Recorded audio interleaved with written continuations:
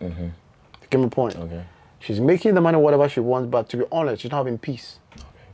I mean, I will never by any means, you know, stipulate or put something about my mother or something in my book, and emphatically. Okay. All right, guys. So once again, it's another beautiful day, and I'm coming your way with another interview. This is Labote YouTube channel, and today I'm coming your way with another special person on the show. And this guy that I'm talking about, he needs no introduction. So far as gospel music is concerned here in Hamburg and Germany, to be precise, I mean, he's well known. He has secured himself a place here. So I'm not going to say much. Let me welcome you on the show, then we're going to have a conversation with him. So Daniel, nice to have you on the show. My pleasure having you Nice too. one, nice one. You know, it's actually funny that we are here today. Those who doesn't know, or for those who don't know, they don't know the struggle. I mean, I remember the first time having an encounter with you. I don't know, when we wanted to have our first interview. Yeah. And I think by then we were trying to have it in a restaurant. Exactly. And when we finished, I mean, it was a lot. The phone that was in the restaurant was ringing here and there, cling, cling, cling, cling, cling. I mean, so there wasn't much we could do with that because there's no way we could like cut that part from the interview. But what God has scheduled or said is going to happen is definitely come to pass. And today we're here now. So like I want to say once again, it's nice to have you on the show. My pleasure, brother. Yeah. Wonderful. So Daniel, I want to get to know you. I want us to get to know you on the show. And like I said, so far as music is concerned, here in Hamburg and Germany to precise, you've secured yourself a place. So I want us to get to know who is Daniel Jeddman. Who is Daniel Jeddman? Because guys, just before I continue, he has a book out there, and the book is titled Put God First. Yes. Now, I've read the book front and back, and he has written a lot, but I want to know you personally, aside the things that he has said in this book. Who is really Daniel Jeddman? So let's first start. Who is Daniel Jeddman? Well, thank you for the question, brother. My pleasure having you as well. Daniel Jeddman is a gospel artist. He is a philanthropist. He's a writer. He's a publisher. And he's also a mentor. You know, that is the nutshell of who Daniel Jeddman is. And by the grace of God, you know, spiritually sound as well. I'm also a pastor. You know, I've gone through the 3.5 years theological studies. You know, that is the spiritual aspect of me as well. I mean, in combination, I've done a lot to secure my name, as you just asked, you know, Daniel Jeddman. And by the grace of God, he has taken me places as well. I've done a lot. So what makes Daniel Jeddman is the fact that he is a very prolific figure, you know, in the scope God has placed him, you know, in Germany, in Africa as well. So doing a lot there. So Daniel Jeddman is just a young man who has passion for the things of God, and is also doing great for you know, people at large. You know. Passion for the things of God. We'll get to that. But what I want to find out, how come one person possesses all these qualities? You know, sometimes they say if you are someone and you are multi-talented, it's good you focus on just one area. If not, you become a jack of all trades and a master of none. So tell me, how are you able to have yourself, perfect yourself in all these qualities you just mentioned? Wonderful. So I like the question. I'm driven by inspiration. I'm somebody, I mean, I know hearsays and all that, it happens, but you know, once you get connected to God, you need to know who you are connected to and what he says at specific times. Because as you said, I'm a multi-talented person. Of course, the masses know that. And I make sure that anything I deliver, I do the best of it. Okay. Now, when you discover who you are, it's good because you will be able to know how to delve into what at a specific time. Okay. Knowing that you're not just driven by your own motivation, but the inspiration of the Holy Spirit. Okay. And that is why I focus on specific things at specific times. If I have to do a song, it's driven by the Holy Spirit. If I have to write a book, it's driven by the Holy Spirit. He directs my affairs, how to go here or come there. For instance, I mean, I wouldn't just wake up to be talented. Okay. You know, wake up to have several things I can do at a time. Sometimes I get even frustrated. I'm like, God, why all these things? All these things. You understand? Yeah. Because, and for instance, if you're writing this book, I have so many others in it. I have about 72 books. All right. That I've not touched yet. This Guys, is the first one. expect more. Actually. There's more from where this is coming from. Put God You first. know, there's. Okay. I have a lot of books in my notepad on my iPhone. Okay. You know, and I ask go, why all these things? And the only thing I keep hearing that follow and obey. Follow and obey. I keep hearing this all the time. If it's a song I have to do, I just have to do it. I'm not saying I'm a perfect person. We are trying to reach perfection. We are still, crawling step by step to meet the right needs. But if you know who you are in Christ, you know you can do all things through Him who strengthens you. Yeah. It doesn't matter what thing, all things. Okay. And I don't mean to cut you, but even when we come to scriptures, there is this master who was traveling sometime, and I think he gave was it talent? He shared certain things to the his servants, his mates, and I think one of them said he has the list of them. Exactly. So he decided to bury it, and the others started to use what they are. So I think sometimes when if God should give you or make you a multi-talented person, He knows that you are able to make good use of it. Precisely. And if you want to say you just want to have one, so that is better. I don't think it works that way. Precisely so. Yeah. Daniel, I've read your biography that you have in this book from where it started. But, it's interesting. This is the way I see it. I feel like anytime someone is telling a story about themselves, they tell us what they want us to know and they leave the rest out. So yeah. So I was expecting more things that you said. So then I said, as for today, you are here there. I'll ask for the audience because I'm sure they want to know as me. So you spoke about your journey from when you came from Ghana to Germany, to be precise, and what you did that. Is a bachelor in science or BS mathematics? Mathematics. And then you said you came here as in 2009. Yeah. And then you said you attended 2011. Sorry, but I see in 2000. Okay, sorry, 2011. Yeah, okay, but you pursue a degree in KNUST. From 2005 to 2009. All right. Yes. Okay. So then this is what I want to ask you. Before you came to the shores of Europe, were you already involved in religious activities? Let me put it that way. Okay, nice question. So actually, right from school, I was in the Scripture Union as a counselor. So I've always gotten this passion. I've always been driven by this passion to help people, to talk to people. I told her I was a philanthropist. That's what I do actually.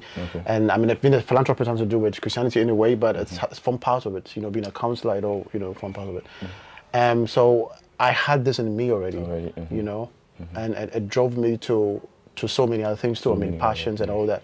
And so I knew that I had a role to play when I travel here. And I'm not surprised. I found myself in this, Okay. Yeah. Because one would say, looking at what you said, you were in the university in Ghana and then coming to the shores of Europe. Then all of a sudden, you say, how you are a priest or you are a musician and all that. People have this notion that anybody who comes from Africa is definitely here to work hard. You have to work hard and make a lot of money. Then all of a sudden you switch and you are doing this. So one would say maybe you didn't get a good job, or because you studied in Ghana, some trying to do the transit, like studying in Ghana and trying to get a job here, you have to do their husband and all those stuff. Maybe someone say it's a lot of stress for you. So you now decide, okay, then let me go into ministry. Okay. Is that the case? Ministry serves an hospital. Okay. I know that. Exactly. I know that. I get what you're saying. Okay. But let me just paraphrase it again. Okay. Doing a ministry is a whole work, even in Europe, because as a German priest, for instance, you have to be enrolled, you have to go to school. Yeah. For instance, I have a diploma in theology, in theological studies, under the office of my own daddy, Bishop, His Lordship Bishop Collins Edubuahene. I mean, together with other students, of course. And this permits me to even further my education if I want. I mean, that's if I want to, because the diploma is certified. And I can continue to do that until I get to a level where I want to even build a society of people to as a priest, you have access to work as well. It's also part of it. So, in other words, what you're trying to tell me here now, you've studied to be a priest here in Deutschland. Yeah, but let me just put it well. So the thing is, being a priest is something good. It's something that you love to do because God has called you to do it. It's a field where when you're called into, you can't draw back. It's not like you are restricted, but it's a ministry. And working with God is a relationship. So it's like you need to pay attention how you are building this constructively, especially you'll be working with people the whole time. So I've been able to get this social, relationship with people as well doing this. But my main focus, of course, is to pursue my education as well. I have music avenues, strategies. I have people I'm connected to, and I'm also, well learned. I was studying mathematics, so I have a lot of, knowledge about so many things. I know, but this is what I'm trying to find out, Daniel Jeddman. So, like I said before, you have studied in Africa, and now you are here. Now you said something about being in theology school, which is owned by your dad. So now the question I'm trying to ask now, here in Germany, if someone should go to school and study this thing, theology, do all spending for it. Now I know the government will give the person a church or will be assigned to a church where they are going to officiate and they are going to what you say study. So now the question is theology school. I don't know whether it's Germany, the whole of Germany recognize. Is this something that you can go to the German government and say, oh, I have done this, and they can put you in the church if it comes, so you can make a living from it? So it's registered with the Amtsgericht, so I mean every certified organization have a code. So that alone certifies it to be. But me being a theologian doesn't restrict me from doing other things. I pursue other perspectives too. I'm also, musically inclined. I have projects I do. I mean, my decision is to make sure that I have a profound, living in Europe or wherever that God want me to be. Because it's a full-time thing, but outside that, you need to have other perspectives too.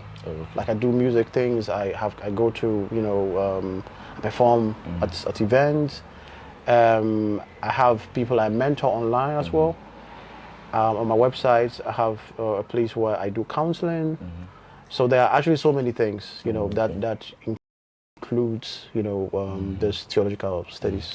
The reason why I'm asking, with this job that we do, or with this kind of interview thing, we always have the opportunity to interact with a whole lot of people. And I tell you the truth, my brother, people talk. I was having a conversation with somebody. He said that the Africans that are here, those ones that own churches, they all want to wear big suits. They want to wear big suits on a Sunday and then go and sit there. And looking at the number of churches that we have here in Europe, if those churches should be turned to factories and stuff like that, it's going to help the African community. So it looks like it's I don't know, it's right to say it's pleasure, it's a fun thing that almost everyone here, most Africans here, want to own a church, want to be in a church anywhere, and that is why I want to find out that you studied something in Africa and you came here and you're in the university for exactly, and like someone would tell maybe now you further, now maybe you are working along the line what you studied, but now from what you said, you didn't do anything about it. You did theology, and now you are into ministry full time, and you are a music producer. And you mentor other people. So the question I want to find out, do you do any other job aside all these things this talent that you are operating with? Yes, I used to work with Vodafone. Vodafone, I'm more communicative-wise skillful. So, I mean, I have connection with Vodafone as well, and O2 as well, so I have the access. If I want to expand, because I have the certifications and everything, I hold a degree in mathematics. So it's a lot of things, but everybody have their own perspectives. You own a degree in mathematics, which you had from Ghana. Yes. Yeah, but we all know that once you come here, once you come from Africa, not everybody and you have knows a degree that. Or something like that. According to what I know, you cannot easily work with it. You either have to do a couple of courses or housebreading before you where you want to. Where you want to go. If you want to. I've decided I want to wait before I do my master's. I could do my master's anytime I want. But I decided everything has to do with decisions and plans and timing. You need to know when you need what. Not everybody want to do everything at a point in time. Everybody have some timings, in everything. I decided to just wait a little bit, do other things, and then come back to it. So that's like a personal kind of decision that I've done, but of course, you said people talk, so it's important to always outpour, for people All to right, know what guys. is going on. We are still here, and I'm here with the man, Daniel Jeddman, Exactly. and this is Labote YouTube channel. I'm trying to get to know him personally, and good, all those questions you guys have been asking yourself, you don't know. We are trying to get answers to all of them today. So, Daniel Jeddman, stay with you. And so, Daniel Jeddman, tell me, so what is it like growing up with a priest? Because Okay. I know your dad is a priest. Precisely. So, what is it like growing up in the house bishop. of a priest? He's a bishop. My bad. What is it like growing up with a bishop? I mean, his kind of bishopric authority is not demeaning. You know, he's like a friend, like a brother, like a dad. You know, this kind of free will, relationship. But of course, discipline. You know. So with that said, it helps. I mean, all of us. You know, I'm the eldest. You know, to do the right thing. Of course, we are not. God, you know, we make mistakes and stuff like that. But you know, so we try to. I try to do my best, but sometimes we make mistakes. But then we get back to track, correct us, like so. It's been a nice journey. I mean, I can say it's been a good journey so far. We learn every day. You know, life is a school. You know, so I mean, I love the fact that he fathers us the right way. That's what we call fatherhood, and we learn from him. Of course, if when our offspring also come through us, of course, we have to just pass it on. Have you ever found yourself in a situation whereby you feel like people expect much from you just because you live, or you are son of a bishop? Definitely. It's something that every son of a bishop or daughter of a bishop or pastor or whatever deals with. I can attest to that. Yeah. There's something we call youthful exuberance. At every point in life, as a young man growing up, you get to this stage where you feel like you want to explore, you want to do certain things. I want to find out, you as Daniel Jeddman, growing up, did you ever find yourself at that stage?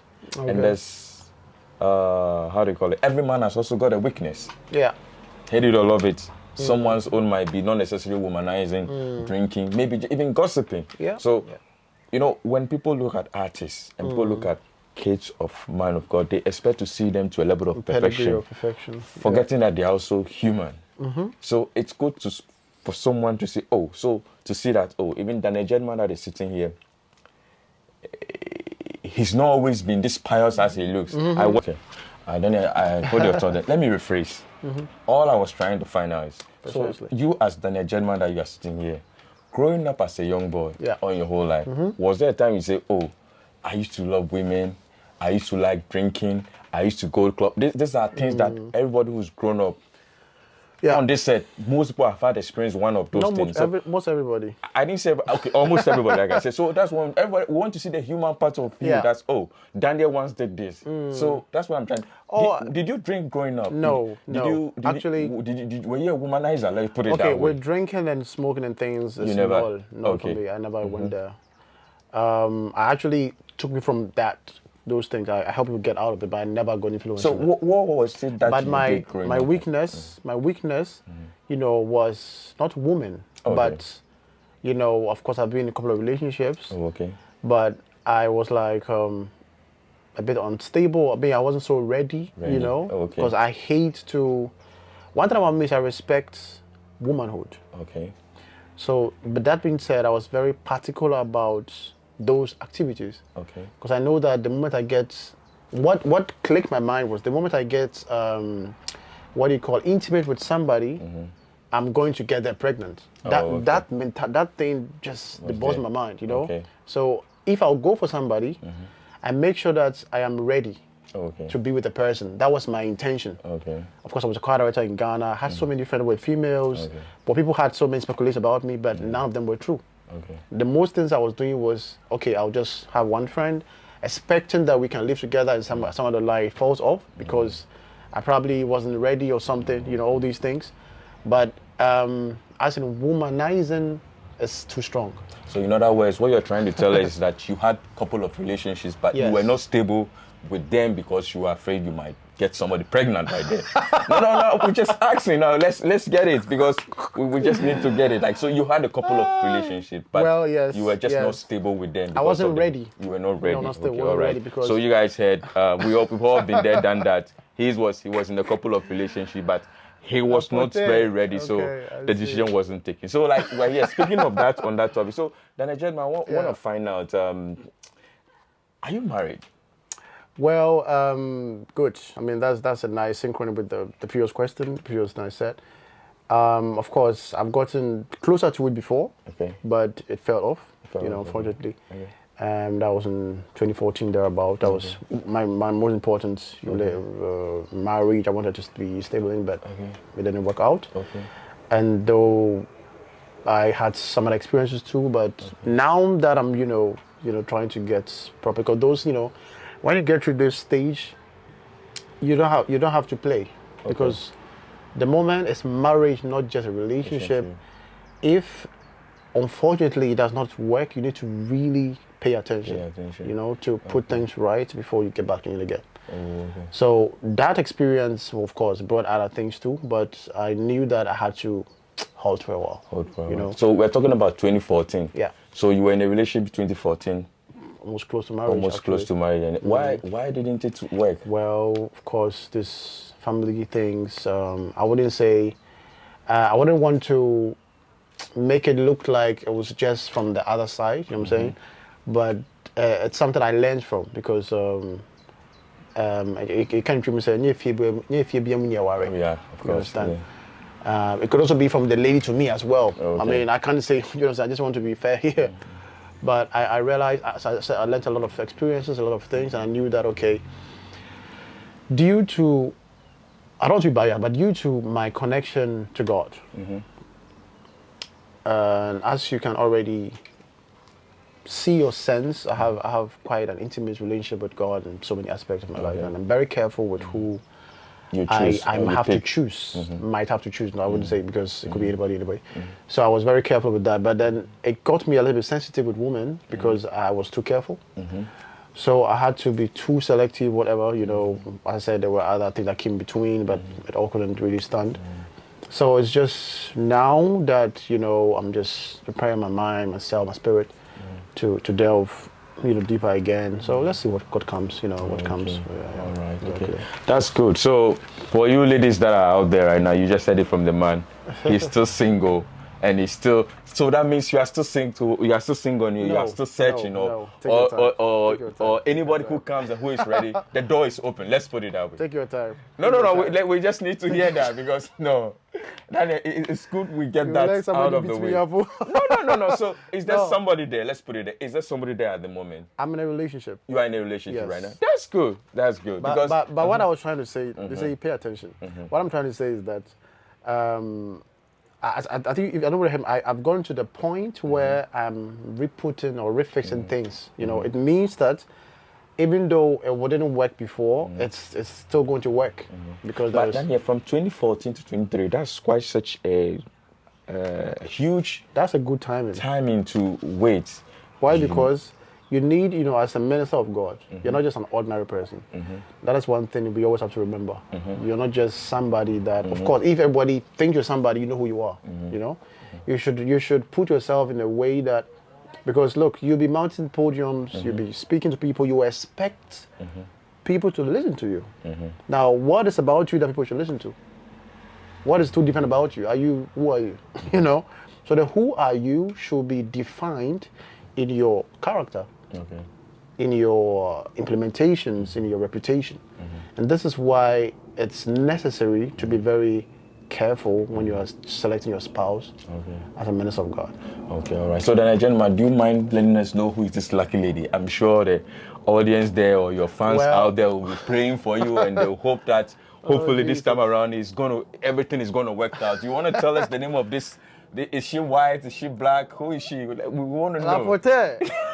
No, we want to know. Who is she? And I'm sure, trust me, she'll be so proud to know that on an interview you did mention her, and it's not like you are hiding there. One of the ways you can tell sometimes. At least, whoever it is knows herself. See. And nobody needs to know. Wait. So you're hiding her. Wait, you're too smart. Wait. No. We're just trying to know. All right. What the thing is, by God's grace, I am not single. You are not single, yes. Okay. Now, I'm saying that with all authority because I know how convinced I am, And of course, whoever it is, you know yourself, you know how Okay. proud I am about you. I'm looking at the camera, I'm talking to you right now. All right. All you need to do is to just trust the process. Let's okay. keep moving forward. And I tell you what, our journey will be brighter than the stars in heaven. Okay? All right. So to that lucky lady out there, Daniel Jeddman just said, trust the process. We are not putting you public now for personal reasons, Exactly. for safety reasons. So just trust the process. So Daniel Jeddman, it's good we have that out of the way right now. Wonderful. So right now, let's delve into your book. Interesting. Put God I first. read this this book, book and I and I realized realized- God first. So- Whilst I was reading the book, I think it's got like how many chapters? Up to like 20 chapters. And there's one name that keeps repeating itself in this book, and that is Dora.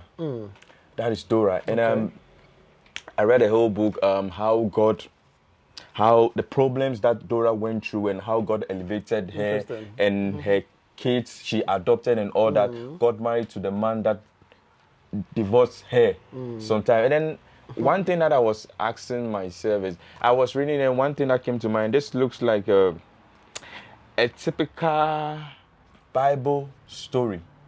And then one question again I asked myself, normally if I'm reading a book that is from a man of God Okay. or a priest, I will want it to be, or I expect it to be his experience or things that he has encountered. But I felt more like at the point, I felt like you were just patching up stories. And then at a point I was asking myself, does Dora really exist? You know? So I guess our viewers will also want to know in case somebody wants to grab the book. So can you throw more light on who is Dora? Let's begin with, So it's somebody actually, but you know, for safety reasons, I had to restrict the name. Oh, okay. Of course. But it's a true story, you know, that happened in Mozambique. Oh, okay. And as I said, I'm a mentor and I'm a counselor, so I have experienced so many people out there. And at a point in time, I met this, you know, lady somewhere in 2017 thereabout. Okay. We're talking. I mean, she was saying so many things to me, and out of the experience she told me, you know, God placed this on my heart. And I actually told her I'm going to write a book about you. She thought I was joking. Okay. And she probably didn't believe it, that I could do that. Okay. But she also didn't know I accumulated a lot. And guess what? Every single, apart from the paradigm shift, that was inspired by the Holy Spirit. I mean, of course, the book was inspired by the Holy Spirit, but like that part was specifically inspired by the Holy Spirit, as in general. Every detail in the book, the connections with the people, the village experience, the queen experience, the adoption, everything, were real happenings. Okay. Yes, I can tell you all this fact, it's truth. It's something that actually happened in Mozambique, and you know, things happening online. That's why I was a bit careful and quite, you know, reservative, you know, with the things I put out there. But every single word that was said in there, the inspiration behind it, you know, was the truth. All right, guys, you just heard it from the man of God here, Daniel Jeddman. There is nothing that is fiction here. This is a true story that happened. So I have grabbed myself a copy and I've read it, and I think it's a good book, and I think everybody should get a copy of it. Now, one more thing I want to find out in regards to this book, and so you were using names like, is it Bola or Gallo? And I'm asking some of the names that you were mentioning, were they real names, despite the fact that we know that this is a true story? And even though you didn't mention the real names of people inside the book, but the names that we're using, were they actually real names of people and the locations and places? Yeah, the characters, you know, were not real names, but the people that did those things were real. Oh, okay. You know what I'm saying? Because I was restricted to use the names, the real names or something. Of course, I couldn't even remember all the names that was said to me when I was having the interaction with the lady. But the motive behind it was how God, you know, transfigured her from the state of nothingness to something. You know, from the grass to grace experience. You know, she really went through a lot of things. And at a point in time, just when she wanted to give up, that was when God gave me the experience, or gave me the inspiration to put this book down. I'm very conservative, really conservative. Okay. I can perch somewhere and create something, and you'll be marveled how it happened. And that's what took you by surprise. Oh, okay. So normally I don't know how this works, but if you should write a book that is all centered about somebody's life story, does the person have a share in whatever comes out of the book? Well, okay, so as I Because said, this is somebody's whole life story, like. well, yes, yes, so to say. And the thing is, I have, personal experience with this person, or like I know this person, and so we have a mutual, talk. Okay. So there was this understanding Okay, going on. there was an agreement there. Yes, she's All right. proud of it. She's Okay. happy, and of course, if by God's grace it's making good sales out there, why not? All That's right. why it's online. She sees everything, so Okay. there's nothing actually hidden here. Okay. I mean, as long as God inspires us to get to the masses, she will see, she will know. But it's an open book, just like her name sounds, an open book. So there is no, games and all. But I'm glad you said that there was a mutual agreement, because personally for me, this is one of the problems I have. Yeah. I'm not the kind of person who like to open up. I don't know why it's a man thing, but I wouldn't want my story or whatever it is out there to be put out Exactly. there. So, but like you said, there's a mutual agreement. And that is also why that you don't put the names of the people, Of the because people. otherwise the people that know her would know. I But will begin some people write books and do that. Just like recently, this lady in Ghana, actress called Yvonne Nelson, she actually wrote a book. Exactly. And she decided to put the names of And you see, all the. good, thank you for that. I just want to, and you see why it's creating so many controversies. Now, the book is popular. Everybody pay attention here. The book is popular, it's famous, doing well. I mean, one of the top 7 or whatever in Amazon right now. But unfortunately, the pedigree or the level at which the book has gotten is not selling positively. You get my point? Okay. She's making the money whatever she wants, but to be honest, she's not having peace. Okay. I mean, I will never by any means, stipulate or put something about my mother or something in my book and emphatically state what is that? That has not, it doesn't sell you. You are actually tarnishing your image of the family. Sometimes when people want to do things, they only look at one aspect of it. I guess see? she was thinking about what more is gonna sell the book. It's and think out of- she thinks she look. was putting how she really feels. Sometimes that they need to reserve certain things. Out of pride. Yeah. It's out of, in fact, she has exceeded pride. Out of pride. Why? Because there is no excuse tangible enough to describe why you have to put the name of your parent in your book, and not even praising them, but tarnishing their image because of what you think you are right about. How good do you know better than your mother? So far as we are concerned, Daniel Jeddman will never put anybody's. All right, guys, you just heard it. The minister said there is no way he's going to put your name in a book. Forget In case you want to come to council or anything with the minister, you are safe. I'm creative Your enough. name- I'm creative Your enough name to, is not going to be out there. So. I'm creative enough to do so many things, Yeah. With that. You don't have to be so myopic in thinking. You have to be creative. That's what creativity is about. You need to be very innovative and know how to present your information. Because guess what? When it gets out there, it's like throwing a sand. You can never find those particles again. It's spread wide. So we should expect more book from the camp of Minister Jeddman, right? Death, the inevitable friend. Oh, okay. One of them is that. Death is what? The inevitable. Yeah, death is the inevitable friend. Watch Expect that book is coming. But in case you haven't grabbed this one yet, please try grab a copy. Put God first. Trust me. Please try grab a copy. And the funny thing when I was reading this book, it's if you look at our generation right now and you look at the story that is in this book, you feel like, oh, God is still not moving that way. At the point I'm like, is Daniel Jeddman trying to tell me all these things happened to one person? Because at the rate at which the things were happening, and I'm like, is this thing still happening? Oh. You know what I'm saying? Let's take here, for instance, in Europe. Everybody knows that in order for you to earn a living, you have to work. Exactly. Unlike, let's take a place like in Africa, use Ghana. Let's say someone can decide to go to Ghana and put their last money inside an offering bowl. And you have to take a bus or truck home, as we call it, and someone said that you should trust God. How do you expect me to put my last money and maybe walk from a central station to, say, a place like Belina Plus? Well, and you know, and that's the thing. Sometimes I don't understand. So people will say these things sometimes work in a place whereby when should I use the word poverty? You know, because here everything works with system. So that's what I'm saying. I was asking myself, are this kind of things still happening in our time? Actually, you know, the thing is, people think spiritual things are superstition. But as a spiritually sound, you know, prophet, actually, I delve deep into these things. I know. I myself have witnessed witchcraft. Okay. If I have to use my life as a story, probably this book won't be enough. Wow. I'm telling you something. I guess there's more coming there. I'm telling you, like, it's something that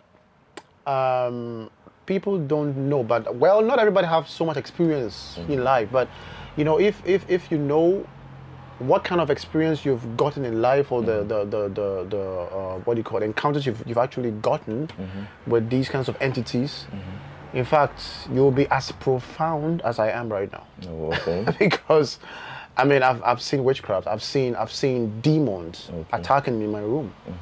I had an experience with somebody, you know, where we had a bit of quarrel. If you say you've seen demons, you saw them with your I'm physical telling eyes, you like something. standing. Because there were times that I had to even force, because my spirit was too strong, because that I wasn't afraid anymore. I wanted to stand to see this thing. I'm talking about trance. Trance is something that happens if there's a movement, whatever. Not in a spiritual realm. I'm talking of reality. Like, you feel like, of course, it's not in reality, but you sense that your spirit sense something is coming actually, you know, against you. And at that point in time, you know, and the thing is, demons don't attack unnecessary people. You get my statement? They attack people of prominence. Okay. They don't have time for unnecessary things. I get it. They spend time with people. They want to focus on people that are threats to the kingdom of darkness. Okay. So you watch me out there. If you've ever experienced any sort of witchcraft that looks overwhelming or too problematic for you to handle, don't be too intimidated. Find counsel and you know, solve that situation, or, you know, be strong in prayer, or get a spiritual partner, whatever, that can pray with you. The good part of it is, it's a sign that you are too precious to be ignored. They can't just let you go. They are too obsessed with you. And obsession brings confusion, because the person will try everything they can to just get you. And that is why they're after your life. Don't be afraid. Just have to stand strong and keep pressing on, because we've all been there before. But I can sit here to testify or speak bold like this because I know that God is real. You know, there was a point in time God had to come and rescue me from those things. I remember there was a time I found myself in the boat with 10 policemen. That was just shortly before I traveled to Germany. Oh, okay. 2011, summer 2011. Okay. I think in May. Suddenly, I was just handcuffed, and they told me, you're going to push me into the river to sink. You don't say. And that moment, that was when I felt that this could have actually ended my life, because my spirit was too awake that someone would speak to me, Daniel, wake up, wake up, wake up. Oh yes, oh yes. Even though I was dreaming. Okay. And it does not end there. My own friend that we have the same birthday even died last year out of sleep. Okay. You don't see. Yeah. Last year, we have the same birthday, 18th November. He died last year out of sleep. And so I know what I'm saying. Okay. When I tell you that demons are real and they can really attack you, don't doubt it. Except you've not gotten to the point where you are ready to encounter Jesus. But anybody that wants to encounter Jesus, know that the enemy will not allow you. Why? Because he knows when you encounter Jesus, you'll be glorified. And that glory is not about possession or whatever. You know, there is something unique about you that people can ignore. When you talk about glory, glory is not about your possessions or what about people who die? You know, glory is something you can't describe. Glory. Don't be deceived by possessions or by things that, you know, people used to flash around you and things like that. Jesus Christ never had. I don't want to go to spiritual. All right, guys, you just said it like you said. Watch out. I'm still with the man Daniel Jeddman in this Lapote YouTube channel, Wonderful. and we are getting more deeper into spiritual things. But like he said, we're going to look for a whole day and we're going to talk about that as a topic. Yeah, so... Yeah. All right, guys. So, Minister Daniel Jeddman, so I'm still here with you. So, we want to talk about your music. What is it for you if you put a song out there and you've got a lot of views? Because I watched your song that you have, I think on Spotify, you have this song you did with MOG. And so far as I'm concerned, that song has like, is it 40,000 Yeah. views? Yeah. And then the Wara that you did, I think it's around 6,000. And you can see there's a very huge difference between the Wara and the Favor. Yeah. But so the question I want to ask first, you as a minister, gospel singer, what does a lot of views means to you when you put a song out there? Well, you know, the social media has its own costs. Okay, for me as an artist, when I put a song there, I just allow God to have his course. Of course, media-wise, you have some expectations. You know, when the views to go up and things like that. For instance, the first people that need to be fed, or that you need to really feed, are your followers or your subscribers. In fact, they are the first that will probably get to hear the song, you know, because it is good to go, when you put a song there, to go into their inbox, their Gmails and all that, so they will get to see it first and all that. But sometimes it gets out globally. And so you as an artist, definitely, I'm expecting that people get to hear the song. Because why do I produce it? I can't sit in my room and just be listening to my music myself. I need to get out there for people to get to enjoy the taste of what I have, to get to know what inside me, what I can do as well. So views actually means a lot to me. It's motivating, you know. It's a good impression, but it does not carry me. It doesn't you know, carry me away or like make me feel too pompous or something like that. How far have you gone to promote a music you put out there? You mean myself? Yeah. Good. So I have 2 songs that I produced myself. That is Your Grace. It's also doing very well. So about 16, 17,000 views there. And also The Blood of Jesus. It's one of the songs in my first album that I remember I did myself in Johnny's studio. And of course, he know what I can do as well. So, you know, he's very good. Johnny's one of the best, you know, doing one of the best in Hamburg. Actually, Johnny, I'm welcome.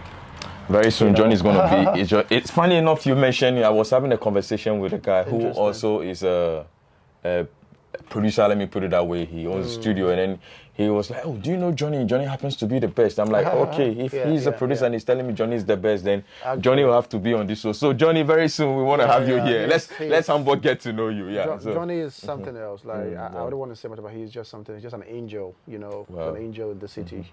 I mean, he probably never heard it before, but I'm saying this right here. I'm going to snap this one like an angel. He's going to hear it. And God bless you for that impact generation. You're doing well. You motivate all of us. He has so much in him that, you know, I tap into as well, you know, musically, you know, very experienced, very humble, very cooperative, you know, and he gives the room because, of course, I produce some of the songs, but he could have said no because I did in the studio. You know, I have my set, but I don't have the setup yet. So I was just to his as well when I have to do something. So what are some of the songs you produce in the studio? Your Grace. I did Your Grace. It's out there by Daniel Jeddman. I also featured Sylvia Boache.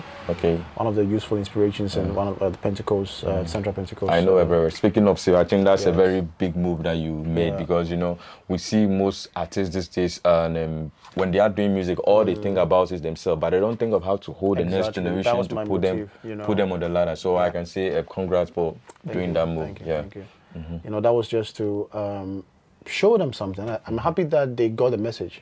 You know, because I could see a number of them, you know, dozens of them sharing the songs and all that. And it wasn't just for me, but also for her. I see the parents were excited, you know, the mom, the brothers and all of them, the daddy were all happy for her. And that motivated me that, okay, I probably am not the only person that have done that, you know, but I don't know though. I'm speaking of, I mean, here in Hamburg to precise, the one I know. Exactly. And till date, she's so grateful. She's so grateful. You know, so grateful, and keeps my image as well fixed and all that. All these things are good, and it also add up to who I really are. I'm a mentor. You know, and I don't only mentor young people, adults too. You mentor adults too. Yes. Yeah, I have this gift probably to speak and communicate and all that. That's what Daniel Jeddman, tell me. How did the magic happen when it comes to the song Favor How was it like trying to get the MOG? What's his name? Nanaya. Nanaya Yadam. Yeah. How was it? How did it happen? How were you able to get in touch with him for you to do that music? Because sometimes you hear things like sometimes it's not very easy. If you're an artist here in Europe and you want to have a song with maybe a huge artist in Africa to have a collaboration, how were you able to get that done? Actually, it happened in the spirit first. Okay. Because I perceived that I discerned the song and I knew how God wanted me to move with the song. But at that point in time, the delegates of, the entourage of heaven sat on the table and they were, anytime I was singing that song or I was perceiving the song, it's like there was a seat of people talking about the song. And at a point in time, I saw his name. Okay. Because I had people that I was deliberating about himself, Joe Metal, Ife Grace, and I have contact with all of them as well. Okay. I have contact with Joe Metal, Ife Grace directly, you know Ife Grace, right? Yeah. Ife Grace, yes. And these were the people that I knew one of them will fit the song. Oh, okay.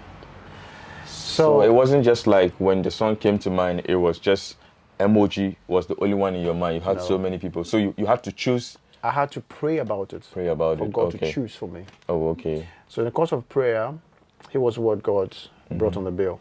And funny enough, when I wanted to contact Joe Metal, he wrote that he had this June event at that point, and so I knew that he was already fixed. Because not like he's coming here to perform, but then he could be there to just record for me and all that. Okay. But he wasn't at the time, so I had to find a quick substitute. But then it was like he had to be the person for the song, the emoji. So after, of course I have to do the right protocols, I had to go through the management and everything, but I knew that it was him. Of course, the protocol defines that he needs to listen to the song, give a feedback about 2 weeks, stuff like that. I knew he was going to do the song. Okay. I didn't have to push anything. I just had to, do the right thing, send a song to the manager, and I knew the response was going to be yes, because God spoke to me that he was the one. Okay.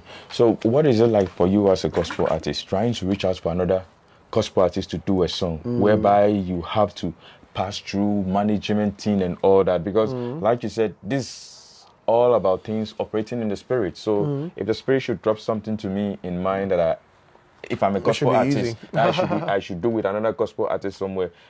And probably the management team is saying, no, maybe I don't think Daniel Jeddman is the right person. Probably he's not that big artist that will help your career. In a situation like this, how do you deal with something like that? For me, I knew that, as I said, I knew that there was no way he was going to refuse the song. Refuse the song. I mean, I perceived it, even though, of course, I was still had to wait. Go through the management. Exactly. And even this world is ruled by legislations. Everything needs order. Okay. Anything without proper order will end up in shambles. For instance, God has created the world in 6 days. He needed a rest. Okay. He had to wait. There was a point in time you need to do the right thing. So it was just about me following the right, order, the right move. It also gives you respect. Okay. So I wasn't expecting anything less. Now this is the song that I the first time I even rehearsed with my choir.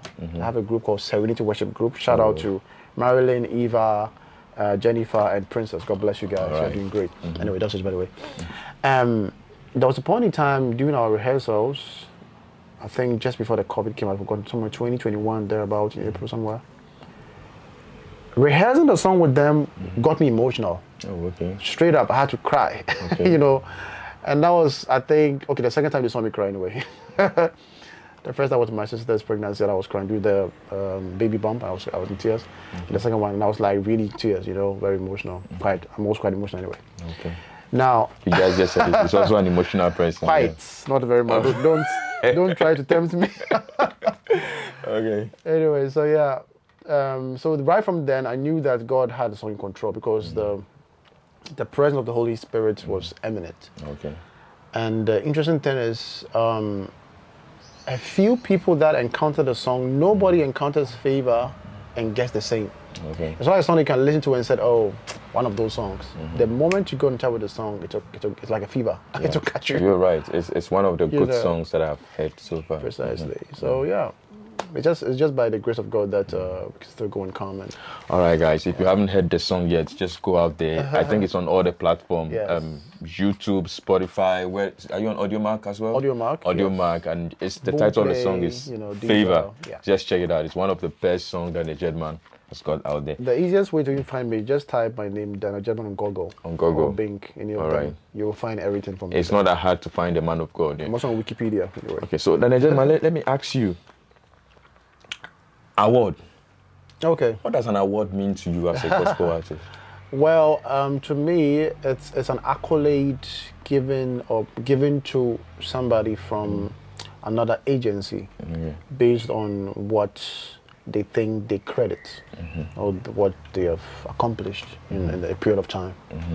So it could be that there could be mistakes as well. You know, sometimes it's supposed to be accredited to somebody, but it could be. That's why I said an agency.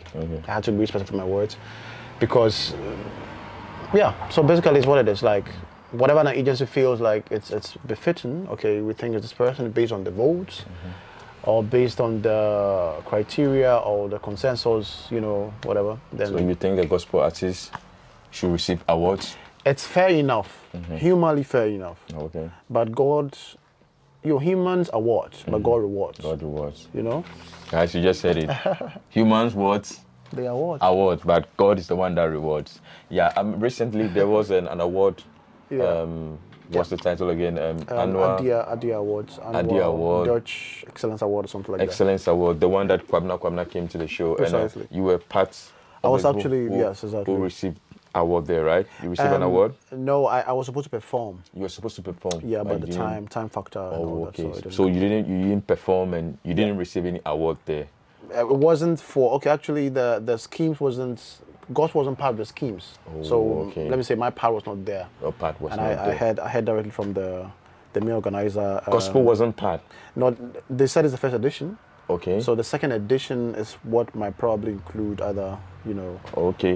But there were artists. There were other artists like Queen Judith there. No, she didn't get any award. She also didn't receive any She award. just performed we were supposed to perform there. All right. But she did hers, and then, the time wasn't favorable for some of us, so it was okay. And do you think that's fair to say, because there's a whole lot of gospel artists here, so if there wasn't a scheme that entails gospel artists, then is that to say that the gospel artists here is not being recognized that much in the system yet? Well, what I perceive was that, credit to Mr. Isaac Odro, the founder of Precursor Radio, and also the founder of the CEO from Adia Awards. God bless you, sir, you're doing great. And he also did a video shot for Favor anyway. God bless you. I like giving credit. That's good. Anyway, good. So what happened was, according to what I was told or how I perceived it, because I can discern things deeply, the scheme for gospel acts or music or music-wise in that aspect was not part of the scheme, the plan, because of what they wanted to achieve, which is okay. Because the first time. And of course, it's not going to be the first time. There will definitely be several times next year, whatever. And so I actually asked myself anyway, and then I was told, that's okay, which I know, because that was where we were supposed to perform. Or those of us that were known to be doing great had the opportunity to perform. So that was the part that we're going to play, to also prove our eminence or our recognition for that period of time. And fortunately the time wasn't favorable, so it was okay, but for me it's like it's totally fair, because at least being recognized on the flyer is enough. As a brand, you don't ask for too much. You just wait for the rightful moment to be recognized. And that is one of the best things you can actually ask for if you really want to be respected. Well, I expect if you sit in this chair as a gospel minister, you should speak for your other colleagues. So not necessarily only speaking for you. And so far as the African communities is concerned here in Germany, we have a lot of churches here. Precisely. We have a lot of gospel artists. So if there should be an award that is being held and they didn't make a space for gospel artists, that is to say that it has got nothing to do with what they plan. That is to say that they don't recognize. You recognize those people enough to have them can sing at the concert, but you don't have a whole Well, scheme now, like for a nomination for them. Well, what I see, okay, I mean, I can picture what you're trying to say. I picture it nicely that way, but I've been following this more or less part of the team, more or less, you know, because I'm very close to, you know, Isaac Odro, and I know what he was capable of or what he is capable of. But if it happened that there wasn't this part in the award scheme, what I translate was because he selected specific people to perform that day. Do you understand? Including myself. We're about 4 or 6 of us or something. Which I know the people are also good, very powerful. Juliet, Lady Rita, and all that. Nana P was also there, you know. But we all only performed, you know, because of time factor. But I was fun. There was nothing wrong with it. I mean, in my own eyes, I see that there's time for everything. So you know? let me rephrase the question and put it easy. Daniel Jeddman. Wait. Let me learn first.